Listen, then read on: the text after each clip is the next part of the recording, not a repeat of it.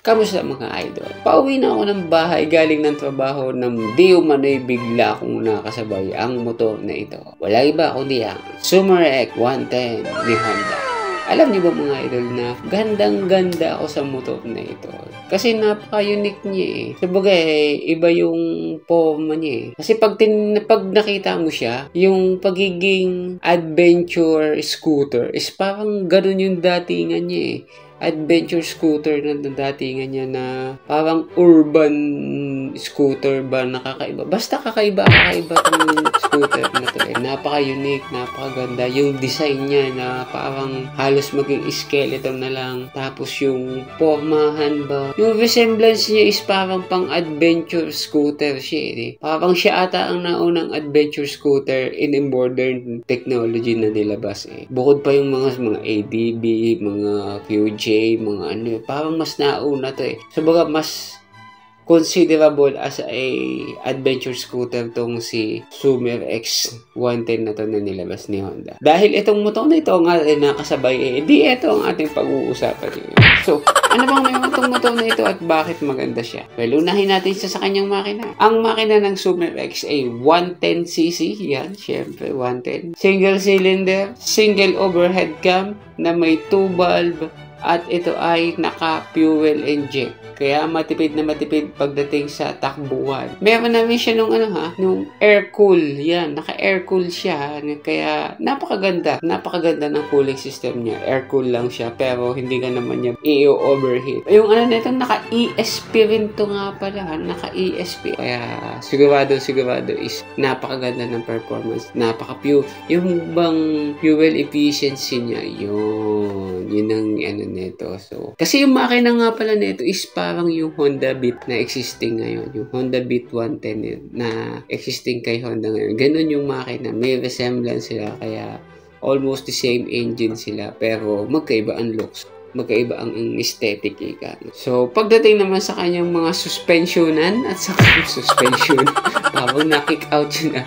Pagdating sa kanyang mga suspension, kagulungan at saka mga kapenuhan ay talaga namang ahead of the time ika nga tong scooter na to. Kasi way back, ito talaga ang pinakakauna-unahan naglabas ng ganitong setup talaga eh. Siya ang kauna-unahan sa pagkakaalam ko naglabas ng inverted port para sa isang scooter na may ganitong level. Yan, diba? Way back pa yan Alam ko 2013 pa to eh. At hindi lang basta inverted port. Telescopic port pa yung kanyang. Yung naka-taper clamp ba? Yung merong kabitan ng butterfly sa ibabaw. Bukod pa yung steering niya, diba? At yung mahaba ba? Hindi siya basta kagaya ng mga sa scooter natin na nakikita ngayon na kalahati lang yung port, diba? Yung port. So, kalahati lang yung port, dalawa. Kalahati lang, hindi siya yung straight na ganyan, diba? Napakaganda, sa tagal na nitong scooter na to meron na siyang ganun. So, bakit yung mga scooter ngayon hindi maglabas ng ganitong klase ng port, diba? Pag naglabas sila, di pa tinapatan nila ito. Imagine mo yung mga naglabasan niya yung mga naka-inverted port is 160, 150, ang tataas ng cc, pero ito 110 lang. So, pagdating sa gulong niya sa unahan, ang gulong niya sa unahan ay napakalaki, napakaganda ng profile. Kasi yung gulong niya sa unahan ay merong 100 by 90 by 12. Yan. By 12 lang siya, pero pag dinignan mo parang by 14 kasi ang kapal ng ang taas ng profile kasi 90. Tapos ang lapad pa niyan tingnan, ang laki, butsyog Maganda yung gulong niya. Maganda. Pagdating naman sa preno, syempre, ito ay naka-disc brake na sa unahan. Yan. Kaya naman, sigurado natitigil at titigil ka kapag pinisil mo yung preno. Pagdating sa suspension sa likod, ito ay syempre mono ba tawag? Unit swing arm. Yan, suspension. Yan. Yung single lang na gano'n. May ganun lang yung suspension niya. Napaka-ordinary pero functionable. Pagdating naman sa gulong sa likod, meron itong gulong na 110 by 90 by 12. Yan. Mas malapad ng konti ang likod kaysa sa una. Pero napakaganda pa rin ng forma para sa kanya. So pagdating sa preno, ito yung naka-drum brake yun. Medyo downside pero hindi naman siguro kailangan na naka-disc brake kung 110 scooter ka. Diba? Siguro may dahilan kung bakit naka-drum brake lang siya instead na i-disc brake pa nila. So yan ang kanyang mga kagulungan at saka mga suspension at kapenahan. So pagdating sa kanyang mga panel at saka mga kanyang kailawan ay ito ang meron siya. Actually, dalawang version to eh. Isang digital panel at saka isang analog panel. Gen 1, Gen 2 kasi ang lumabas dito sa atin. So, ang Gen 1, syempre, analog. At ang Gen 2, yung digital na ika nga. Hindi ko alam kung TFT pa yun o digital lang siya. O may something special pa. So, dalawang version yan. So, yan ang panel natin. So, pero pagdating sa headlight, alam ko LED headlight na to eh. Kasi wala akong makitang research tungkol sa headlight na ito eh. Puro ilaw lang ang pinapakita. Pero alam ko LED headlight na to. Pero pagdating naman sa kanyang signal light at tail light bulb type pa rin. Pero visible pa naman. Kasi tingnan mo naman napaka-chunky ng signal light. Tapos yung tail light niya, di ba? Ang laki, napaka-bold, di ba? Kitang-kita ka niyan kapag pumeno ka, silaw na silaw ang mga nasa likod mo, di ba? Napakaganda yung ilaw niya. So, sa rough price. So, magkano ba to noon? Alam ko nasa 93,000 to noon, di ba? Napaka-pricey para sa isang 110cc motor na naka-FI noong unang panahon, di ba? So, pagdating sa kanyang kulay, yung Gen 1, ang alam ko, ay mayroon dalawang kulay. Isang yellow at saka yung black. Alam ko, yun yung Gen 1. Dalawa lang ang kulay. Pero sa Gen 2, ang lumabas ay yung blue, white, red, orange, white, red, black, at saka yung green, white. Yan. Naging two-tone na yung Gen 2. Kaya medyo maganda yung datingan ika na. So, yun yung mga nakalap ko na details about sa scooter na to. So, kung ako tatanungin nyo, ibibili ba ako ng scooter nito ngayong panahong ito? Well, kung noon siguro, oo. Kasi kasi siya, napaka-unique talaga ng motor natin. Yung forma ba niya? Yung adventure scooter feeling, di ba? Kasi naka-naked handle ba? Tapos meron pa siya nung special features na idle stop. Yung stop and go. Diba? Napakaganda na. Alam niyo ba yung Honda Rocos? Parang ganun yung itsura niya eh. Para siyang Honda Rocos na minodernize. Ika nga. Ganun yung dating niya eh. Parang Honda Rocos siya. Yung butas ang halos wala ka ng compartment. Pero meron kang paglalagyan. Ika nga. Actually, napiplit nga yung upuan nito eh. Patagilid. Hindi siya paabante. Kundi patagilid yung flip ng bukas ng upuan niya. At pag binuksan mo naman, syempre, kita mo na yung internal organ nung hindi naman internal organ. Kita mo na kung ano yung pwede mong ilagay sa yung U-box na wala namang box, kundi U-frame. U-frame yan. Ika nga, diba? Napaganda. At saka yung niya, ito pa, isa pa.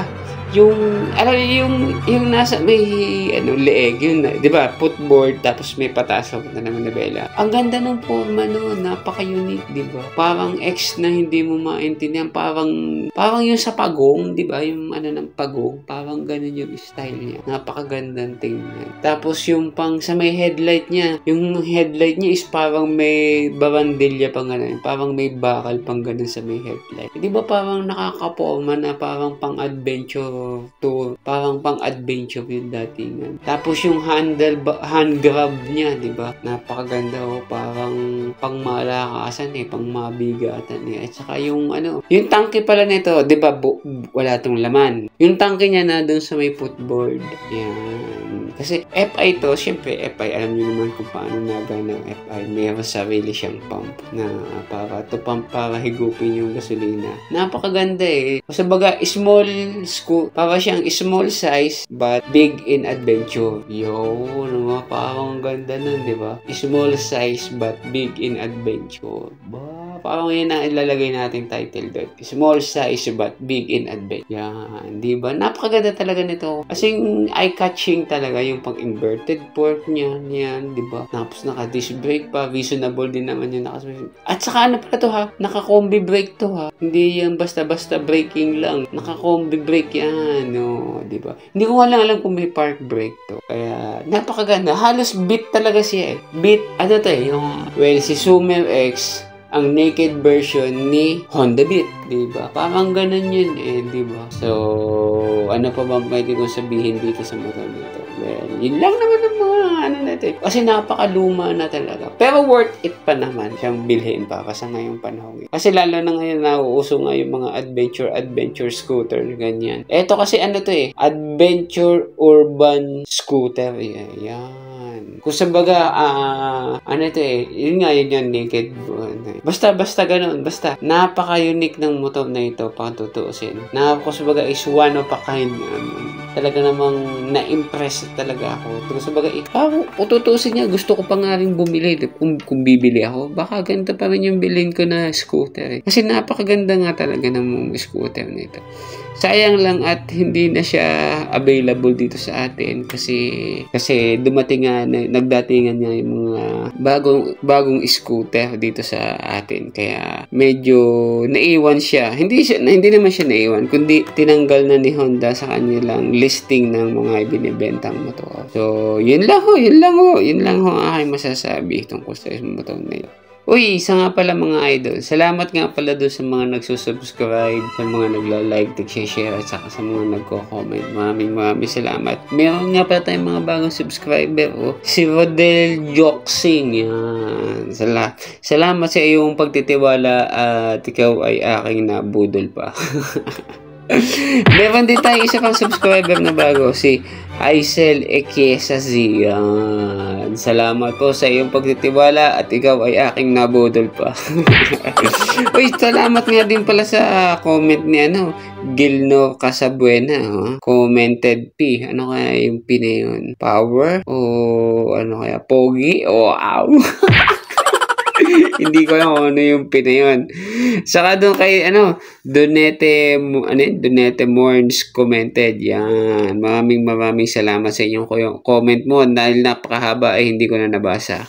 Meron din si Richard Aragon. Yan. Salamat sa inyong mga comment. O, diba? Napakadami nilang mga nabubudol ko pa. So, maraming salamat at kayo nagpapabudol pa. At sana ay dumami pa tayo at sana ay madami kayong matutunan sa aking mga pinagsasabi ngayong araw na ito. O, di ba? Kahit pag ganto-ganto lang sana ay may natutunan kayo at sana ay may apply nyo yung natutunan ninyo sa akin sa inyong daily life. Well, so yun lang naman. Maraming salamat at kayo ay mag-iingat palagi. Summer na ngayon, napakainit ng panahon. So, ingatan ng inyong mga sarili.